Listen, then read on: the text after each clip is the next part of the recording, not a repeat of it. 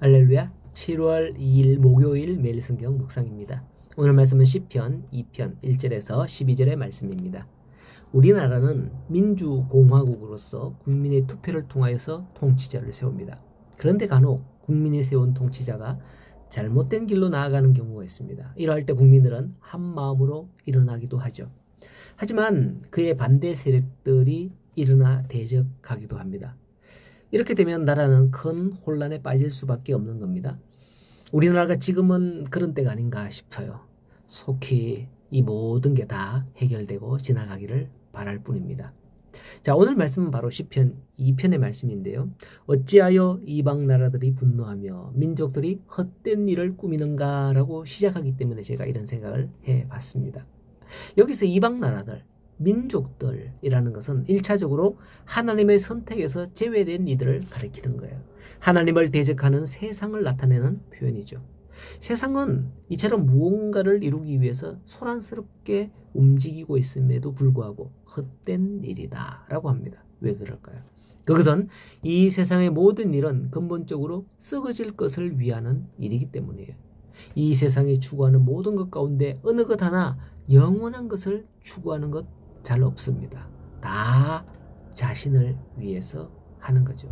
미국 트럼프를 보면 자기 생일에 전쟁 양해각서를 작성하고 또 자기 생일에 군사 사열을 하고 자기 생일에 UFC 종합 격투기를 열기도 하고 이렇게 힘 있는 자들이 자기에게 맞추어지는 걸 보면서 참으로 기가 막힌 일입니다.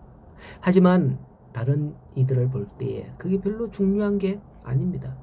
성경이 말하는 것처럼 다 욕하고 헛되는 거죠. 아이고 트럼프 저거 저래갖고 이러면 다 욕하잖아요 지금. 자, 어쨌든 2절의 말씀에 보면 세상의 군왕들이 나서며 관원들이 서럽게 하며 여호와와 그의 기름 부음 받을 자를 대적하자라고 한다 합니다. 왜 이런 걸 보면서도 또 트럼프가 생각나는지 모르겠어요. 일전에 자기가 예수님인 것처럼 막 합성 사진을 해서 하는 것을 뉴스에서 봤을 거예요. 과연 그게 무슨 의도인지는 모르겠지만은 그 뉘앙스는 결코 좋은 의도는 아닌 게 확실히 느껴집니다. 그걸 보고 박수 치는 사람은 없을 거예요. 자, 이런 말씀을 볼 때 무엇이 연상됩니까? 저는 예수님을 대적하는 세상이 연상되거든요. 마치 트럼프가 그런 일을 했다는 게 생각나서 바로 생각나더라고. 아, 세상의 군왕들이 일어나고 대적하고 트럼프 같은데? 이런 생각이 들더라고요. 자, 혹여나 저와 생각이 다른 분들께 마음이 상했다면 죄송합니다. 어쨌든 이 시는 바로 예수님에 대하여 예언한 시거든요. 그렇기 때문에 1차적으로 이방 민족들이 하나님께 기름을 부어받아 세운 왕이 다윗과 그의 왕국을 대적하는 것으로 나타났지만 궁극적으로는 세상이 메시아 곧 그리스도를 대적하는 것이다 라고 예언하는 그런 내용인 거죠.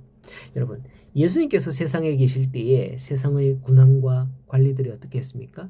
예수님을 대적하기 위해서 서로 꾀했습니다. 총독 빌라도, 헤로도왕, 사내들인 공회, 대제사장의 무리들 이런 이들이 서로 친한 게 아니었어요. 그러나 예수님을 잡자라는 데는 예수님을 죽이자라는 데는 손을 맞잡고 혈안이 되어 있던 겁니다.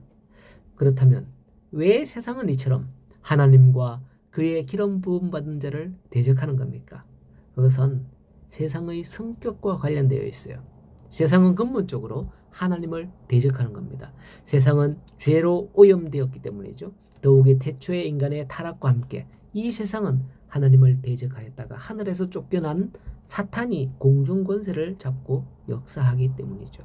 이렇게 생각하면 세상은 정말 우리가 믿는 성도들이 우리 믿는 성도들에게는 참 위험한 곳이다 라는 생각이 듭니다.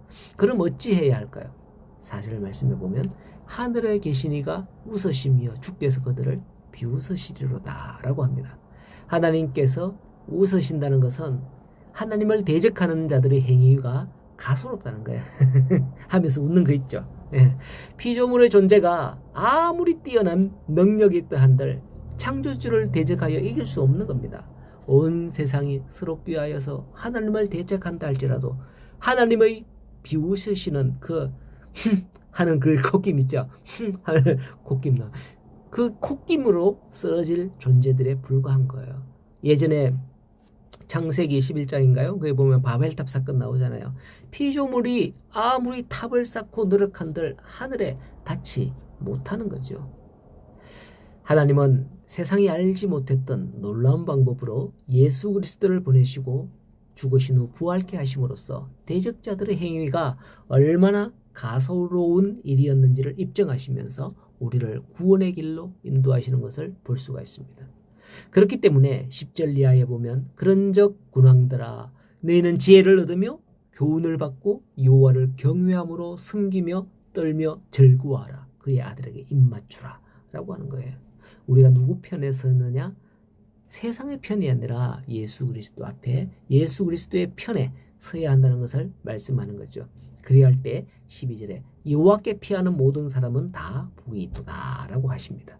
오늘 하루도 이렇게 여호와의 편에 서서 나아가는 우리 모든 성도님들의 삶이 되기를 간절히 소원하고 축복합니다.